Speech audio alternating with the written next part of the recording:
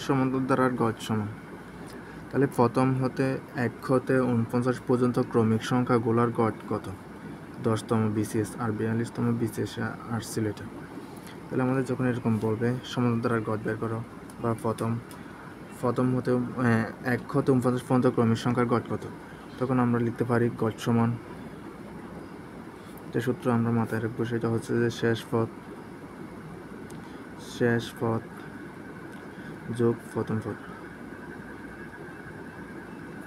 পথ ডিভাইডেড 2। আমরা এই সূত্রটা দিয়ে শর্টকাটে উত্তরটা বের করে ফেলতে পারবো। তাহলে শেষ পথ আছে যে 49 হবে, যোগ প্রথম পথ হচ্ছে যে 1। তাহলে 49 সাথে 1 যোগ করলে 50 যদি 2 দিয়ে ভাগ করি কত হবে? 25। তার মানে উত্তর হবে যে এখানে ঘ। এরপরে আরেকটা প্রশ্ন দেখি আমরা।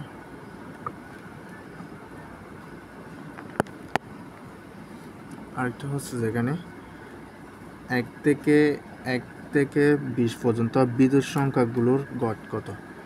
এখানে মাথায় রাখতে হবে যে বিজোড় সংখ্যা বলছে এখানে। প্রাথমিক বিদ্যালয়ের প্রধান শিক্ষক নিবন্ধন আসছিল এটা।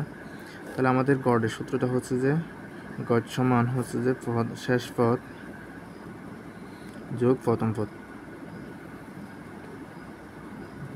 ডিভাইডেড 2। তাহলে এখানে শেষ পথ হচ্ছে যে 20, কিন্তু এখানে 20 হবে না। কেন হবে না? বলছে আমাদের বিজোড় সংখ্যা 1 থেকে 20-এর মধ্যে বিজোড় সংখ্যা লাস্টের শেষ সংখ্যা হচ্ছে যে 19। তাহলে হবে 19 যোগ 1, প্রথম পথ হচ্ছে যে 1 ডিভাইডেড 2।